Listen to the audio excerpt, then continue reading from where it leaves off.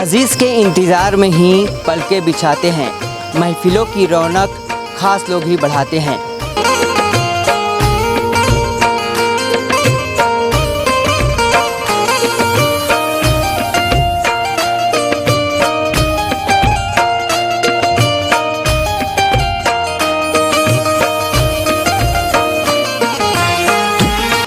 कुछ इन्हीं लाइनों के साथ आज की खबर आपको बताते हैं। यह खबर बेहद ही ख़ास है। नमस्कार, मैं हूं आपका पत्रकार साथी शेख इमरान। कैमरे के पीछे हैं लक्ष्मी शंकर। दरअसल ये लाइन मैंने क्यों पढ़ी है ये भी बता देता हूं, क्योंकि ये कुछ ख़ास तस्वीरें यहां आने के बाद मैं देखा हूं। जो आपको तस्वीर आपको नज़र आ रहा होगा। तो चलिए आज की खबर आपको बताते हैं, ये ख़ास खबर क्यों है और आज के मेहमान कौन हैं जिनसे आपको मिलाएंगे, और क्यों यह खबर हम कवरेज कर रहे हैं, क्यों आप तक ये खबर पहुंचा रहे हैं। ख़ास लाइनों के साथ शुरुआत की गई। यह न्यूज़ आपके लिए ख़ास हो सकती है। तो देखिए, ख़ास तौर पर फिंगेश्वर और राजिम के सरजमी पर काफ़ी दिन बाद जब मेहमान आए तो लोग उनके इस्तकबाल में टूट पड़े। जैसे कि फिंगेश्वर और राजिम के लिए एक बड़ी खुशी की बात है, मुस्लिम समाज के लिए एक बड़ी खुशी की बात है।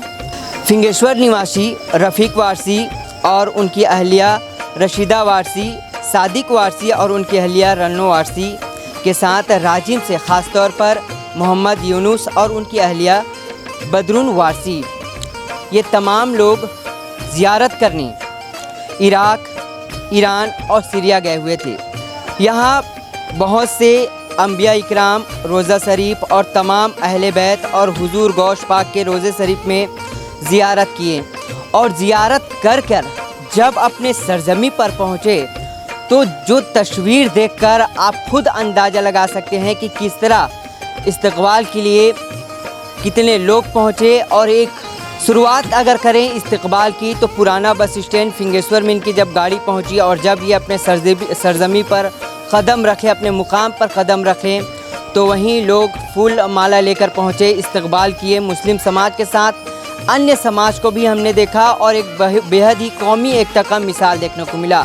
कारवां आगे बढ़ा और जहाँ जहाँ ये जुलूस के तौर पर जब आगे बढ़ रहे थे तो इनका इस्तकबाल लगातार लोग कर रहे थे।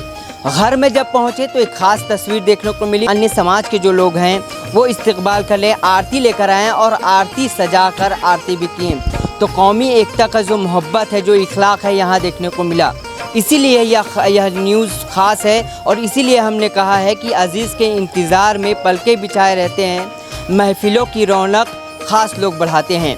तो आइए मुलाकात करवाते हैं कि किस तरह इराक़, सीरिया में जाकर कहाँ ज़ियारत किए और ज़ियारत का मकसद क्या है, मतलब क्या है, और मुस्लिम समाज के लिए यह क्यों ख़ास है। हज तो आपने सुना ही होगा, क्योंकि हज जो लोग जाते हैं एक किस्मत की बात है।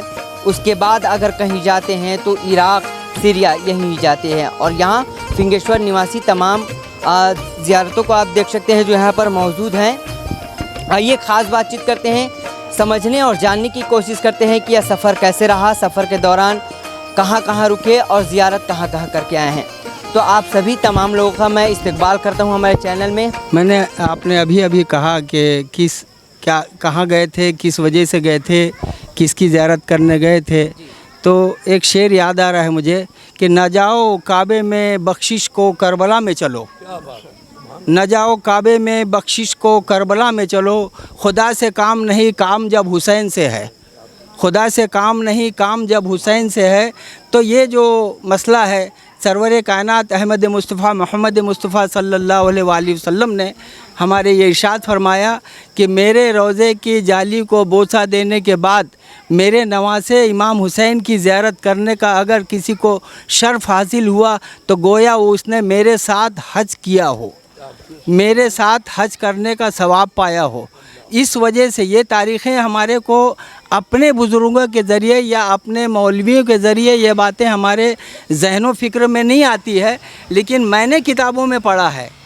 मैंने अपनी रिसर्च किया, अपनी ज़िंदगी का 75वां साल मैंने यूं ही सर्फ नहीं किया, मैंने 127 किताबों का मुताला किया है और उस 127 किताबों में मोटी मोटी जैसे बुखारी मुस्लिम है, सही बुखारी है और नहजुल बलागा वगैरह जितनी भी किताबें हैं, मैंने रिसर्च किया है, उसमें ये पाया है कि सरकार दो आलम अहमद मुस्तफ़ा सल्लल्लाहु अलैहि वसल्लम ने इरशाद फरमाया कि हुसैन मिन्नी व अना मिनल हुसैन, हुसैन मुझसे है और मैं हुसैन से हूँ। यहाँ पर ये बात ख़त्म हो जाती है कि मैंने जब उम्रा किया, उम्रा के बाद ज़ियारत की, लेकिन एक तमन्ना मेरी जागी थी कि मैं सीरिया का भी ज़ियारत करूँ। सीरिया में जनाब इमाम हुसैन अलैहिस्सलाम की शमशीरा, जनाब ज़ैनब अलैहिस्सलाम, जनाब इमाम हुसैन अलैहिस्सलाम की साहिबजादी 4 साल की सकीना, यहाँ उनका रोज़ा बना हुआ है और ये रोज़े की मैंने ज़ियारत करने की एक आरज़ू, तमन्ना, ख्वाहिश रखी थी।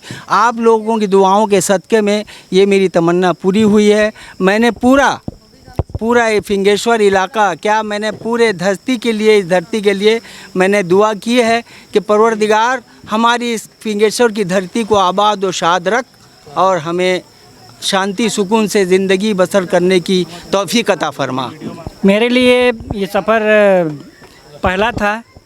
बहुत दिनों से, बहुत सालों से मेरी भी तमन्ना थी मैं अपने बड़े भाई साहब मोहम्मद रफ़ीक साहब के साथ, उनके साथ जाऊं इन ज़ियारतों में। और कहते तो हैं कि हज का अरकान होना चाहिए, उम्रा का भी अरकान होना चाहिए। बिल्कुल हक की बात है ये, और हमारा हक बनता है। तो मैंने सबसे पहले अपना इमाम अलैहिस्सलाम के ज़ियारत के लिए मैंने अपनी सोची और ठानी। हमने इस मुल्क के लिए दुआ की है कि हमारा हिंदुस्तान जो है सलामत रहे, खुशहाल रहे और वहाँ अमन चैन है। जहाँ हम गए थे, इस मुल्क में, इराक़ में हम गए थे, वहाँ खुशी है। और जैसे बोलते हैं कि टीवी में बताते हैं लोग कि वहाँ ऐसा है, ऐसा है, वहाँ हमको किसी ने रे तक नहीं कहा। और जितनी भी इंतज़ाम है, जितने भी रोज़े के इंतज़ाम हैं, हमने खुद जितनी भी ज़ियारत की, वहाँ 150-200 ज़ियारतें की हमने। हम इराक़ गए थे, हमारे भैया लोग 3 मुल्क गए थे। हम इराक़ जाने के बाद में, हमारे आने के बाद में आप लोग गए।